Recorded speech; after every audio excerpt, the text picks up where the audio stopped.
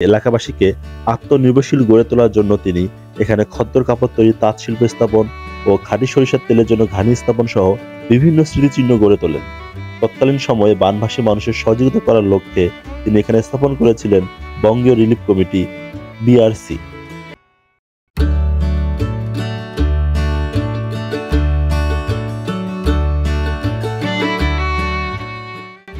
আমার পিছনে ভারতের জাতির পিতা মহাত্মা গান্ধীর ভাস্কর্য দেখে মনে হতে পারে আমি ভারতে, কিন্তু না, আমি বাংলাদেশে আছি। এটি হচ্ছে নওগাঁর আত্রাই উপজেলায়। এই ভাস্কর্যটি এখানে নির্মাণ করা হয়। তো আজকে পুরো ভিডিও জুড়ে এই ভাস্কর্যটি আমি দেখাবো। চলুন আমরা শুরু করি।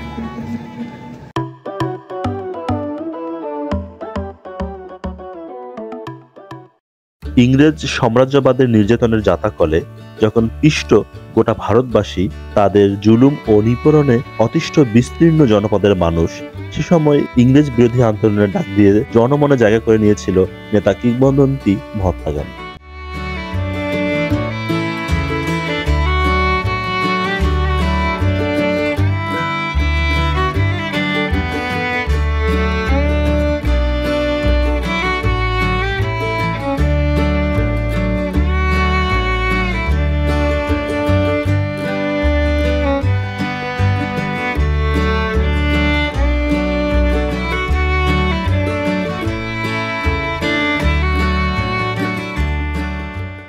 হিন্দু মুসলমান ভেদাভেদ ভুলে গিয়ে ধর্ম বর্ণের ঊর্ধ্বে থেকে তিনি এই আন্দোলনে ঝাঁপিয়ে পড়েন। ইংরেজদের পণ্য বর্জন করে দেশীয় পণ্য ব্যবহারে জনমত সৃষ্টি করেন।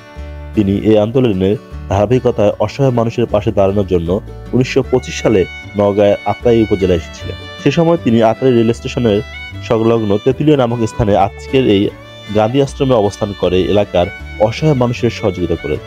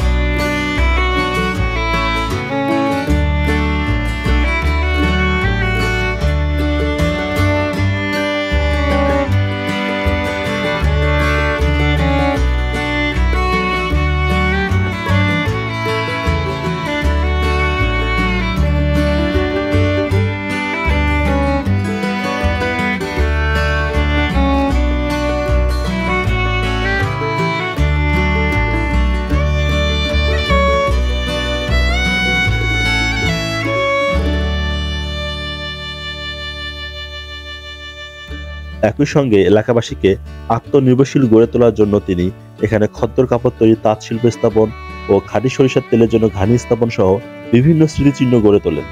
তৎকালীন সময়ে বানভাসী মানুষের সহযোগিতা করার লক্ষ্যে তিনি এখানে স্থাপন করেছিলেন বঙ্গীয় রিলিফ কমিটি BRC।